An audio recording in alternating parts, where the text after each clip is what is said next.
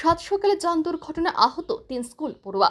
ঘটনা উদয়পুর মহকুমার অন্তর্গত জামজুরি গ্রাম পঞ্চায়েতের অধীন রাজধননগর মাদ্রাসা সংলগ্ন সড়কে। ঘটনার বিবরণী জানা যায়, গোমতী জেলা উদয়পুর মহকুমার অন্তর্গত জামজুরি গ্রাম পঞ্চায়েতের অধীন উদয়পুর কাকরাবন সড়কের রাজধননগর মাদ্রাসা সংলগ্ন এলাকায় একটি মিনি ট্রাকের সঙ্গে একটি অটো গাড়ির মুখোমুখি সংঘর্ষ হয়। এই সংঘর্ষের জেরে আহত হয় দ্বিতীয় শ্রেণীতে পড়ুয়া ৩ শিশু।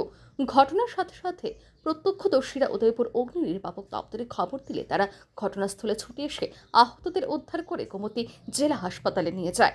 3জন স্টুডেন্ট আছে, 3জন গাড়ির মধ্যে আইতাছি মাদ্রাসার সামনে। তো একটা মাল গাড়ি আমার সামনে স্পিডে যাইতেছে, হঠাৎ করে টার্নিং করে এসেছিলাম। আর তুমি কই যাওয়ার? আমি যাওয়ার না ছিল মক্কু স্কুল। প্যাসেঞ্জারে কি কোনো ক্ষতি হয়েছে? হয়েছে, 3জন বাচ্চা স্টুডেন্ট আছে, তারা মাথা আর আমারও লাগছে। আমি তো পুরো ক্লাসের সামনে বাইরে গিয়ে যাওয়া পারছি এলাকা দিতে। দুষ্কার দূর ড্রাইভার আরও লোক আছে, তারা বর্তমানে গোমতী জেলা হাসপাতালে আহত শিশুদের চিকিৎসা চলছে। ব্যুরো রিপোর্ট, আর নিউজ।